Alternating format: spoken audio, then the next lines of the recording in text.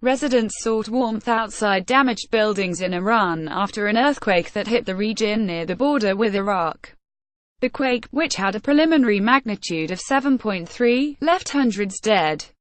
Puriya Pakizeh, Iranian students' news agency, via European press photo agency Good Morning. Here's what you need to know: a disaster on multiple levels. It's one of the worst security debacles ever to befall American intelligence.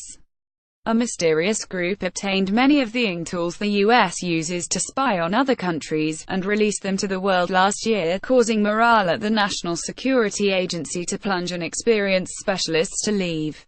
Our reporters spoke to current and former officials about the breach, which has hurt operations at America's largest and most secretive intelligence agency. 15 months later, officials still don't know if the NSA was the victim of a brilliantly executed and insider's leak, or both. An era of sweeping changes. One of our most popular stories over the weekend examined the Trump administration's strategy to reshape federal appeals courts. President Trump has already appointed 8 appellate judges, the most this early in a presidency since Richard Nixon. Separately, the administration is siding with doctors in scaling back an Obama-era effort to pay them based on the quality, rather than the quantity, of their work. The president is nearing the end of a 12-day trip to Asia. In Manila today, he noted his great relationship with President Rodrigo Duterte of the Philippines. A day earlier, Mr. Trump denounced his critics, from the haters and fools investigating his ties to Russia to North Korea's leader, whom he said he could call short and fat, lawmakers and harassment. A blitz of UAL harassment scandals has hit state houses from California to Florida, with accusations that might have been ignored in the past drawing aggressive responses. There's not the sense of trying to defend these guys in the same way, said Debbie Walsh, director of the Center for Women in American Politics at Rutgers University. Senate Republicans appear to have largely abandoned the candidacy of Roy Moore, the Republican nominee in Alabama accused of pursuing relationships with teenage girls when he was in his 30s. Trump administration officials cautioned that Mr. Moore should be allowed to defend himself. Our media columnist, Jim Ruttenberg, looked at how the accusations against Mr. Moore are playing out on Fox News and on other conservative media outlets. Signs of a new crisis in Puerto Rico. Nearly 2 months after Hurricane Maria, much of the island's population is showing symptoms of post-traumatic stress, public health officials say. They have heart palpitations, sweating, catastrophic thoughts, one doctor said. They think I'm going to drown, I'm going to lose everything. Separately, the small energy company from Montana that was contracted to rebuild Puerto Rico's tattered power grid billed at a rate far above the norm, even for emergency work. The daily Republican tax bill. House Republicans say their tax plan would help the middle class, but that assumes trickle-down economics works.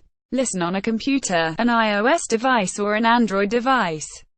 Catch up at the end of day, like the morning briefing, then consider subscribing to our evening briefing. It's a rundown of the day's biggest news and the stories you won't want to miss. Free, right to your inbox. Sign up here. Business. The U.S. approach to trade may be helping exports in other countries, including lobster from Canada. Operators of self-driving trucks are charting an autonomous future. And it's not all bad for drivers. An outline for the future of General Electric and the resumption of NAFTA talks are among the headlines to this week. U.S. stocks were mixed on Friday. Here's a snapshot of global markets. Smarter living tips, both new and old, for a more fulfilling life. How to be a smart Obamacare shopper. Here are tips for getting into a selective college. Recipe of the day. Homemade maple breakfast sausage is easier than you might think. Over the weekend, more than 300 people were killed in Iran after an earthquake near the border with Iraq. Parishioners worshipped outside a Baptist church in Sutherland Springs, Texas 1 week after a mass shooting there. Lebanon's Prime Minister, Saad Hariri, who announced his resignation from Saudi Arabia, said that he was able to move freely and that he would return home within days. Many Lebanese remain skeptical. The NFL games offered more drama than expected. Here's what happened in Week 10. Thor Ragnarok earned an estimated $56.6 million to remain number 1 at North American box offices. noteworthy drawing a skyline from memory. In today's 360 video, the artist Stephen Wiltshire draw New York City after spending less than an hour observing it by helicopter, in memoriam. Liz Smith, the queen of New York's tabloid gossip columns, chronicled the lives of the rich, the famous and the beautiful. She was 94. Liz Smith often inserted herself into her columns, which journalism watchdogs sometimes said showed conflicts of interest. Hilary Swift for The New York Times cannot be separated from its artist. A Times film critic, Manohla Dargis, read Louis C.K.'s new, I Love You, Daddy, through the lens of recent revelations about his UAL misconduct. The jokes no longer landed, its shocks felt uglier, cruder, she writes. Quotation of the day.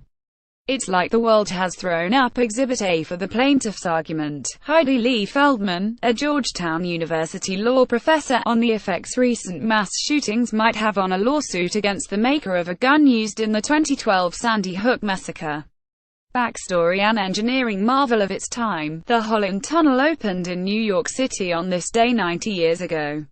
Excavating the Holland Tunnel at Canal Street in Lower Manhattan in 1922. Associated Press. The designer, Clifford Holland, oversaw many innovative developments for the pair of 1.6-mile tubes, including meeting the extraordinary challenge of guaranteeing sufficient ventilation. Highly stressed, he died of a heart attack at 41. That was several years before the tunnel opened, so he missed the debate over whether to ban horse-drawn vehicles. Perhaps we're more used to taking note of the competition for the world's tallest building, currently the Burj Khalifa in Dubai, with a Saudi contender, the Jeddah Tower, hoping to complete construction in 2019. But there's a global race on for tunnels, too. Europe claims the longest traffic tunnels, a 35-mile Swiss achievement, the 31-mile tunnel under the English Channel, and, in Norway, the singular Lærdal Tunnel, which has even hosted weddings. Then there's the Aqualine in Tokyo, 8.7 miles of underwater channel with a few miles of bridge riding atop. China, ever competitive as it seeks to meet the needs of more than 1 billion people, aims to build the world's longest water tunnel, a 600-mile conduit from Tibet to a desert in Xinjiang. Andrea Canapel contributed reporting, _______. Your morning briefing is published weekdays at 6 a.m. Eastern and updated all morning. Browse past briefings here. If photographs appear out of order, please download the updated New York Times app from iTunes or Google Play. What would you like to see here? Contact us at briefing@nighttimes.com. You can get the briefing delivered to your inbox Sunday through Friday. We have 4 global editions, timed for the Americas, Europe, Asia and Australia, and an evening briefing on weeknights.